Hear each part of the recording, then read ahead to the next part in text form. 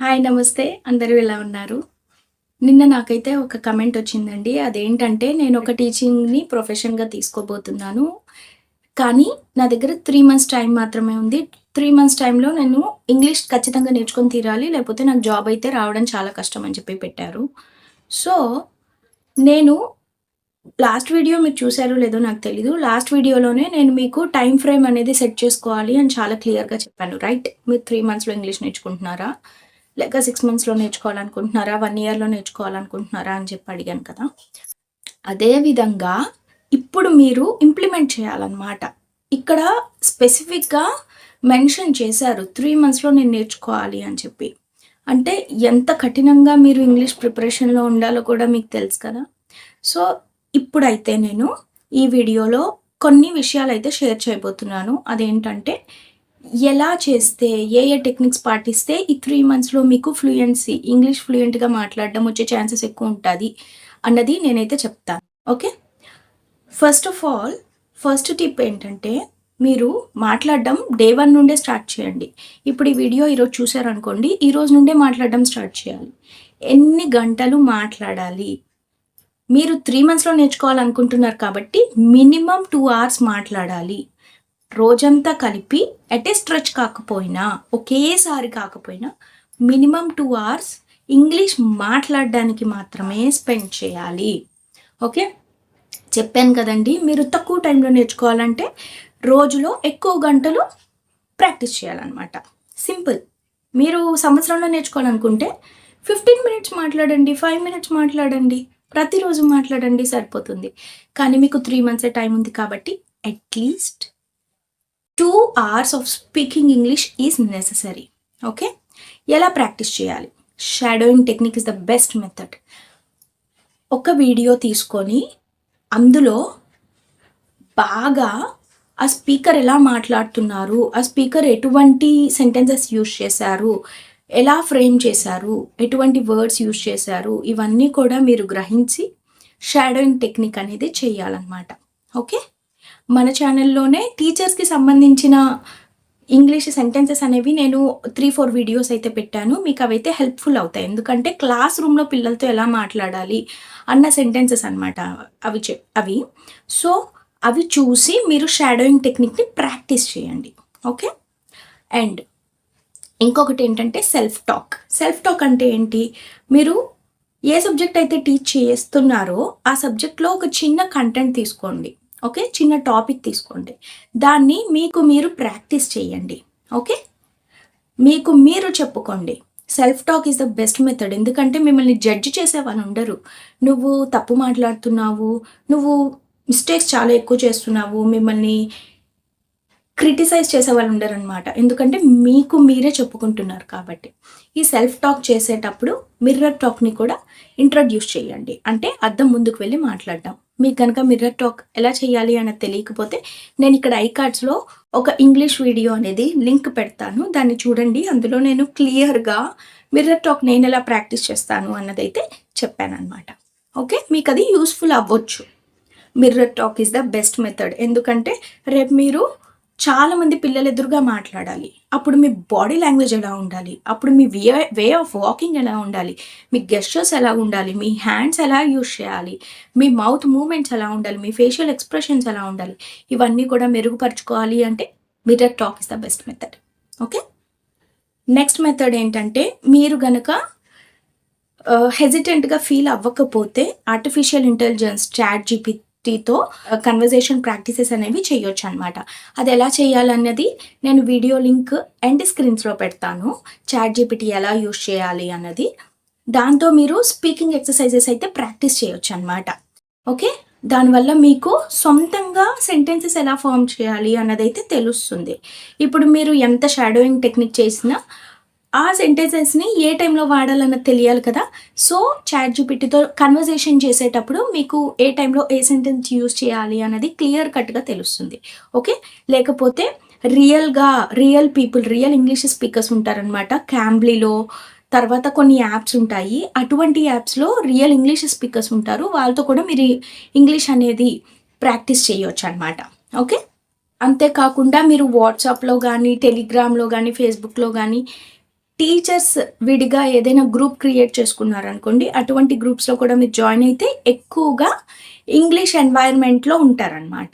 Okay. ఇది కూడా చాలా బెస్ట్ టెక్నిక్.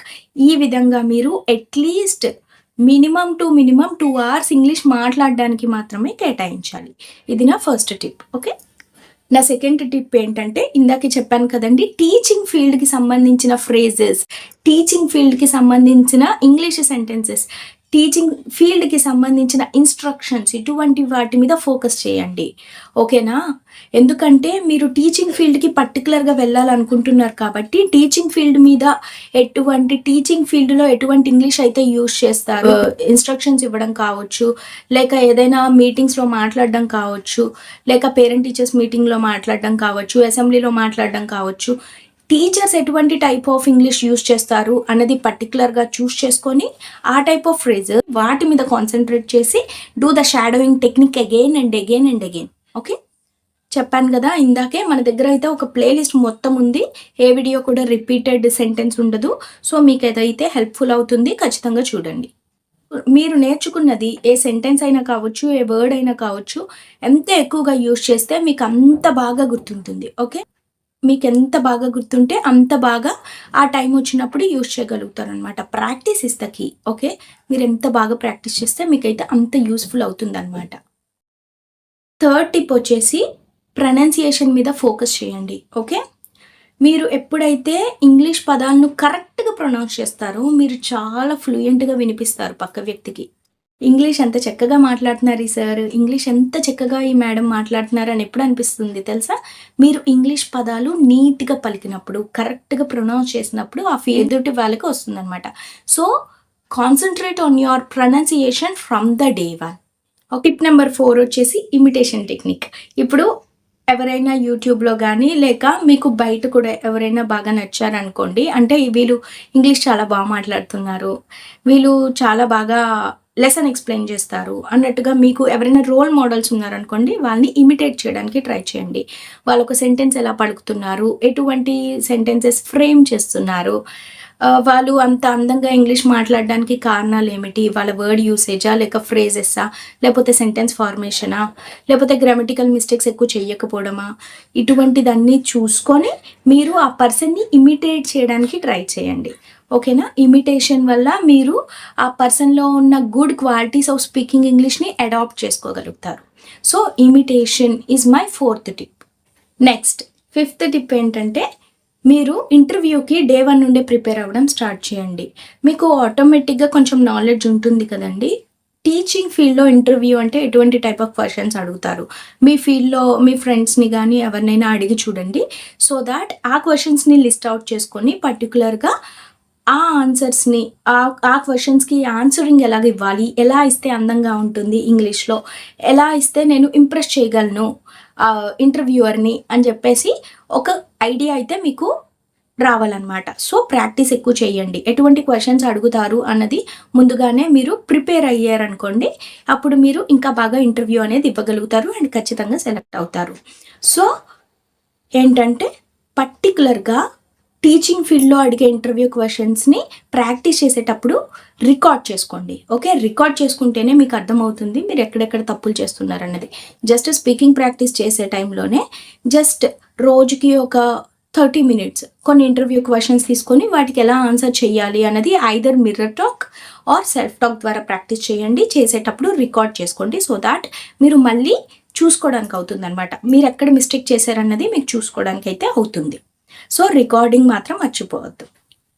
నా సిక్స్త్ టిప్ ఏంటంటే, ఎక్కువగా ఇంగ్లీష్‌లో ఆలోచించడానికి ట్రై చేయండి. మీరు ఏ పని చేసినా దాన్ని ఇంగ్లీష్‌లో చెప్పడానికి ట్రై చేయండి. ఇప్పుడు మీరు మార్నింగ్ లేచారు 7:00కి. Now the time is 7 AM. I woke up just now. Okay. ఇలాగ మీరు ఏ పని చేసినా ఇంగ్లీష్‌లోనే ఆలోచించడానికి ట్రై చేయండి. దీనివల్ల ఏమవుతుందంటే మీరు ఇంగ్లీష్‌కి అడాప్ట్ అవుతారనమాట. మీరు ఎక్కడున్నారు అన్నది ఇంపార్టెంట్ కాదండి. యూఎస్‌లో ఉన్నారా? సిటీలో ఉన్నారా? నాలా విలేజ్‌లో ఉన్నారా? అన్నది ఇంపార్టెంట్ కాదు. మీరు మీ బ్రెయిన్‌లో ఏం ఆలోచిస్తున్నారు? ఏ భాషలో ఆలోచిస్తున్నారు అన్నది ఇంపార్టెంట్ అనమాట. సో, ఇంగ్లీష్‌లోనే ఎక్కువగా ఆలోచించడానికి ట్రై చేయండి. ఇప్పుడు మీకు కూరగాయలు తెమ్మన్నారనుకోండి, అప్పుడు మీరు వెళ్ళేటప్పుడు I am going to the market to bring some vegetables. ఇలాగ మాట్లాడుకుంటూ వెళ్ళండి. ఓకే. ఈ రోజుల్లో అందరూ హెడ్‌ఫోన్స్ పెట్టుకొని ఇలా మాట్లాడుతూనే ఉన్నారు. రైట్? సో, మనం ఇంగ్లీష్ మాట్లాడితే తప్పేంటి? మనలో మనం ఇంగ్లీష్‌లో మాట్లాడుకుందాం. మనం ఫ్లూయెంట్ అవుదాం. ఓకే. సో, మీరైతే ఇంగ్లీష్‌లోనే మిమ్మల్ని మీరు సరౌండ్ చేసుకోవడానికి ట్రై చేయండి. ఇంగ్లీష్ అనేది మీ డైలీ రొటీన్‌లో ఎంతగా ఇమిడిపోతుందో మీకు ఇంగ్లీష్ అంత త్వరగా వస్తుంది.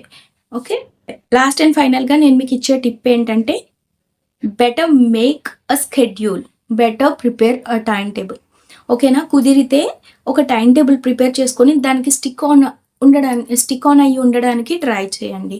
ఓకేనా?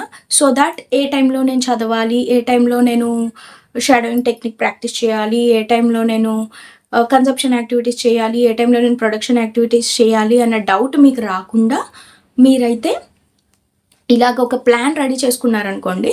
మార్నింగ్ నేను చదువుతాను, ఆఫ్టర్నూన్ నేను ఖాళీగా ఉన్నప్పుడు వింటాను, ఈవినింగ్ నేను పడుకునే ముందు రాస్తాను, లేకపోతే స్పీకింగ్ ప్రాక్టీస్ చేస్తాను.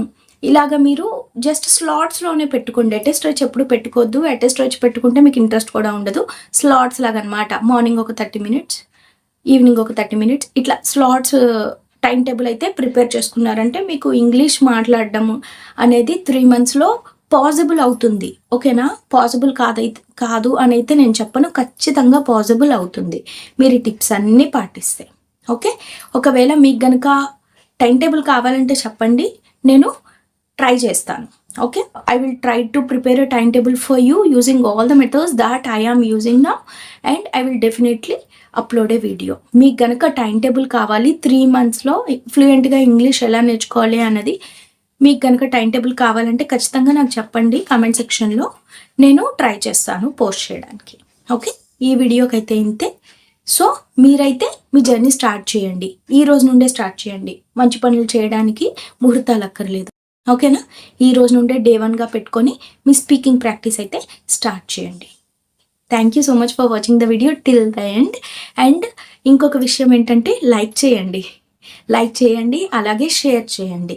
మీ ఫ్రెండ్స్ అండ్ ఫ్యామిలీ మెంబర్స్‌కి మీరు ఒక్క షేర్ చేయడం వల్ల ఈ వీడియో ఇంకా చాలా మందికైతే స్ప్రెడ్ అవుతుందనమాట. లేకపోతే ఈ వీడియో ఇక్కడితోనే మీతోనే ఆగిపోతుంది. ఏ మంచి కార్యమైనా స్ప్రెడ్ అవ్వాలి. సో, షేర్ చేయండి. అంతేకాకుండా సబ్స్క్రైబ్ చేసుకొని పక్కనే ఉన్న బెల్ ఐకాన్‌ని ట్యాప్ చేయండి.